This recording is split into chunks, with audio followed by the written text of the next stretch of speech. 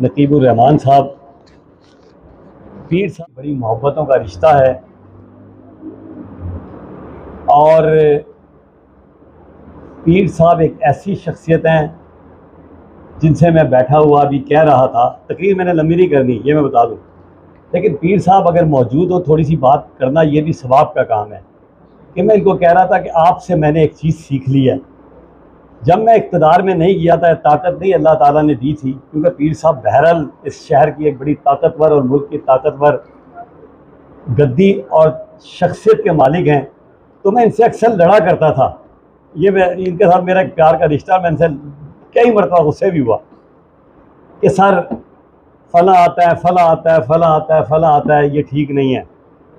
میں ان سے کہتا میں نے آپ سے ایک چیز سیکھ لی، جائیں عاجز بن جائیں، فقیر بن جائیں، جو آئے اس کو دروازہ کھول دیں، اور جو آئے اس سے محبت والی بات کریں، معاف کر دیں، درگزر کر دیں۔ حقیقت ہے پیر صاحب کے اندر یہ ساری ماشاءاللہ چیزیں موجود ہیں۔ باقی پھر میں ہمارے ساتھ مفتی محمد علی قریشی صاحب بیٹھے ہیں، چودھری خالد صاحب میرے والد صاحب کے دوستوں میں سے ہیں، اصغر صاحب بیٹھے ہیں، مفتی محمد علی قریشی سر ماشاءاللہ انہوں نے میری دونوں بیٹیوں کا نکاح پڑھایا ہے، اعجاز خواجہ، اور پیر صاحب نے میرے دونوں والدین کا جنازہ بھی پڑھایا ہے، اس لیے بھی ضروری ہے۔ اور خواجہ اعجاز جو ہے نا یہ خوشی صاحب، ان کے والد اور میرے والد اور ان کے والد کی میں گود میں اس لیے بتا رہا ہوں، چودھری خورشید کا سر میں کیوں فنکشن میں آتا ہوں، اکثر مجھ سے لوگ یہ سوال کرتے ہیں کہ یار چھوٹا سا فنکشن ہوگا کہاں جا رہے ہو؟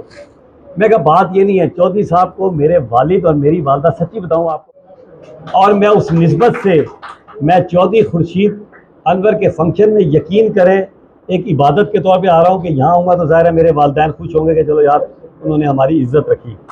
اسی طرح رانا صاحب جو ہے ان سے میری ویسے تو نہیں، لیکن یہ جس طرح کی خدمات کر رہے ہیں لشکر طیبہ کے حوالے سے، ان کے امیر سے میری سلام دعا ہے اچھی۔ اور وحید صاحب جو ہے نا یہ ایک ابھرتا ہوا مقرر ہے اس شہر کے، بڑی مشکل سے ان کو چپ کرنا پڑتا ہے، لیکن آج انہوں نے جو بات کی ہے بہت خوبصورت کی ہے کہ میں اس دن بھی یہ سوچ رہا تھا کہ مسلمانوں کے ملک میں رہ کے ہم ایک دوسرے کے ساتھ یہ کیا اتحاد البین المسلمین لگے رہتے ہیں، ایک دوسرے کی حفاظت کر رہے ہوتے ہیں، پولیس ہوتی ہے، ہم نے ملک اس لیے نہیں آزاد کیا تھا، یہ بات ان کی بڑی اچھی تھی۔ ادھر بعد حکیم سہارنپوری صاحب آ گئے، ان کے جو والد تھے وہ میرے تایا کے سر محلے دار، اور سہارنپور میں ایک ہی محلے میں ہم پیدا ہوئے تھے، اور میرے والد صاحب ان کے، ویسے تو آپ سے بھی ملاقاتیں بڑی ہوئی ہیں، ان کے والد صاحب کو اپنا پیر کہا کرتے تھے، اور غصے میں ہوتے تھے کسی کی نہیں سنتے تھے نا بات، تو ان کے والد صاحب کی بات کو بڑی ہی ہے بالکل ٹھنڈے آتے تھے۔ ان کے ساتھ میرا یہ تعلق ہے۔ غلام علی صاحب کے ساتھ بھی اب شہر کی وجہ سے تعلق ہے، اچھے آدمی ہے۔ بہرحال میں نے تقریر مختصر اتنی کرنی ہے کہ جو میں ابھی بھی